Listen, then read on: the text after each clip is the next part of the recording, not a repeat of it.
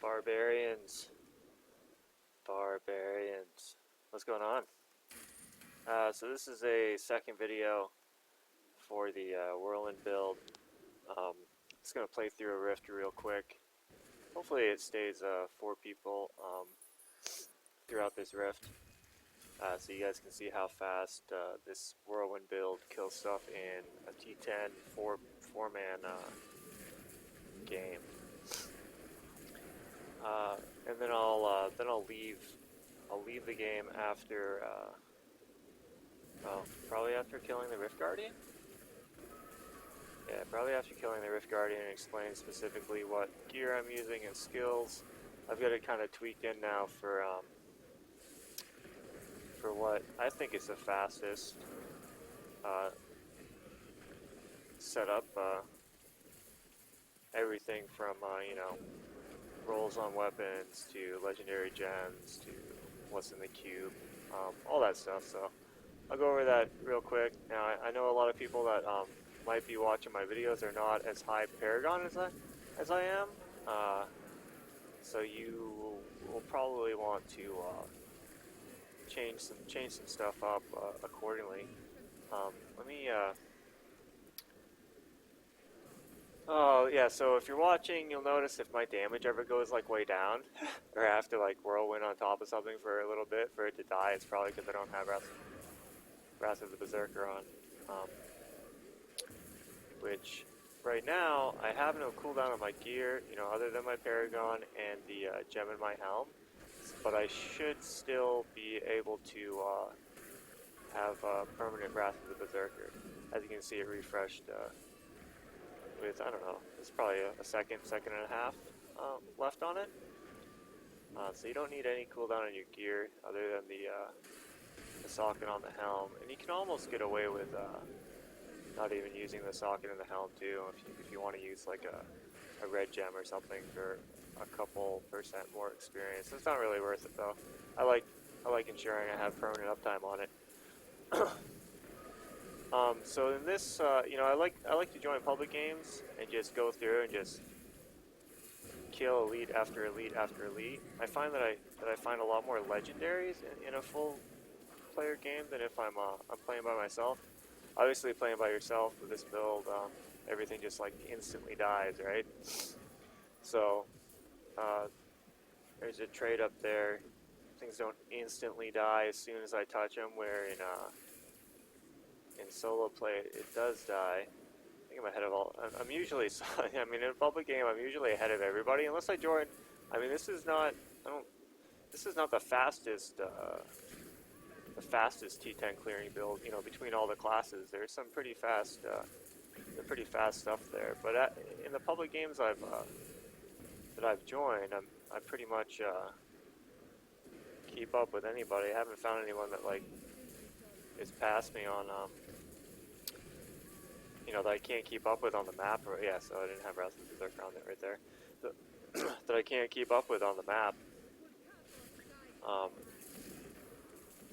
From Crusaders to Witch Doctors to Monks to all that. But again, in public games you usually find people that are, a lot of people playing, occasionally you find someone Paragon 1500 or higher, but usually it's people that are all like 700 or 800 or 900 or whatever. So it's not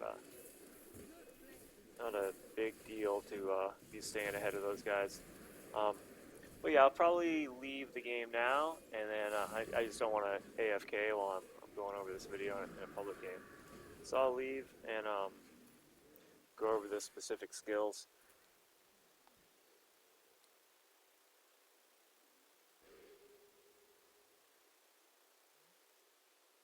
We have a lot of good builds right now for the Barb. We have a couple different good Raycore builds. I like the six Raycore. I don't play any of the Combine builds, the Raycore / IK. I don't like that, but I've got a full Thorn build put together, a full Leapquake, ZDPS obviously, and the Raycore Charge. So there's like 3 possible builds for push. There's Leapquake, Thorns, Raycore, And then when I'm not doing greater rifts or playing in group, this is the fastest build for doing T10 or bounties. So let me go to cube skills. Yeah, so I'm using full IK. I have Whirlwind on my helm and my boots. Um, channeling. You can use either gloves of worship or hexing pants. I find, I mean, hexing pants are consistent. You're never going to run out of fury if you're using hexing pants. Uh, so I like using gloves of worship, but if I don't have an empowerment shrine on me, then sometimes I can run out of fury, which is just, it slows you down a little bit. So I use the unforgiving passive, and I have weapons master on my amulet. I'm using a bloodshed marathon furious charge to activate my focus and restraint, insanity, call the ancients together as one, and whirlwind with dust devils. The build's a little squishy, like even at Paragon 2500, if I get hit by 3 molten bombs or something exploding at once, I would die. And you really only have, the only way I'm healing myself is my regular Paragon, like life per hit and regen, and then I have some life per fury spent on my belt. My weapons, I have 10% damage, area damage, 10% damage, or 7% attack speed, area damage, and then I have no cooldown on my gear other than the helm, like I was saying before. So area damage is on 4 of my items: my shoulders, my gloves, both weapons, and then focus and restraint. I want them both to be average damage, crit chance, crit damage. I don't have a restraint that's average damage, crit chance, crit damage. The attack speed is pretty decent. Let me put on another ring, and you can see. So it's only minus 1% from the area damage. So what is that? That's 4 critical hit damage. So you can see the average damage is better than the attack speed. But yeah, what else? What else was there? I went over the skills. I went over the cube. One more thing of note that is kind of interesting is the wreath of lightning. You know, a lot of people use this in builds to run faster, but when you're running 6 IK, like the wreath of lightning is like almost like conduit. I mean, at rank 110, it's 4,000% weapon damage. So IK, you know, is 5 times your damage, right? So it's like it's 20,000% weapon damage, or it's equivalent to what would be 20,000% weapon damage if you're running the waste set and not IK. Um, so it actually it's funny when I play this in solo. Like I have to play in public games because when I play this in solo, I start running out of fury because when the wreath of lightning is on, it zaps everything. Like you know, when you have a conduit on, you're playing whirlwind barb, and you can't actually like hit anything to like proc weapons master because everything's just like instantly dead.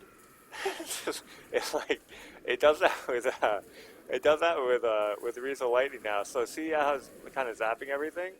I can't hit it, and sometimes I'll run out of fury, you know, if you're using like marathon and you're hitting it a lot, and you run out of fury, it can slow you down a little bit. So it's yeah, it's the Wreath of Lightning is very powerful in this build with the IK6, and obviously you're primarily using it for the movement speed, um, but it can be a little bit detrimental if you're playing solo and you have if you're high Paragon and you have really high DPS, it can instantly kill that stuff like having like a permanent conduit or something would do too. You know, it's not all the time, but it is a little bit annoying. So that's why I do like farming keys in public games, farming mats or death breaths or any of that. So yeah, I just wanted to make the second video. I guess I can show what's on my. I don't think there's anything important on my follower. I think he's just wearing experience rings, because I never play in, yeah, I never play in, never playing this build in solo anyway, so that stuff just happens to be on my follower. Um, but yeah, guys,